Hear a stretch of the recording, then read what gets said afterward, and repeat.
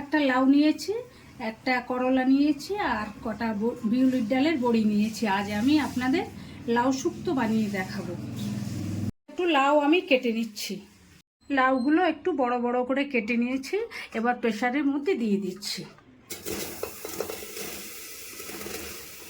জল দিয়ে দিচ্ছি, দুটো সিটি মেরে নেব। দিয়ে দিচ্ছি একটু লবণ।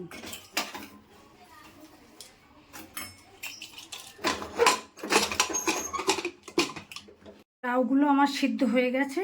এবার একটা ভাজা মশলা করে নিচ্ছি, কটা পাঁচফোড়ন আর রাঁধুনি নিয়েছি কটা, এগুলো একটু শুকনো খোলায় ভেজে নিচ্ছি। কড়াইতে একটু তেল দিয়ে দিলাম। এবার উচ্ছে 4 টুকরো ভেজে নিচ্ছি। এখানে দিয়ে দিচ্ছি সর্ষে আর শুকনো লঙ্কা।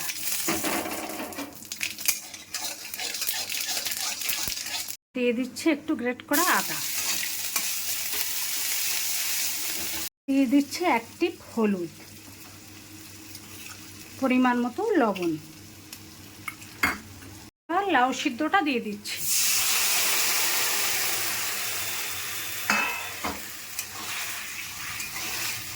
বড়িগুলো দিয়ে দিচ্ছি। দিয়ে দিচ্ছি একটু চিনি আর উচ্ছে এই ভাজাটুকু দিয়ে দিলাম। এবার দিয়ে ঢাকা দিয়ে দিচ্ছি। রাঁধুনি আর পাঁচফোড়ন ভেজেছিলাম, সেই বাটাটা দিয়ে দিচ্ছি।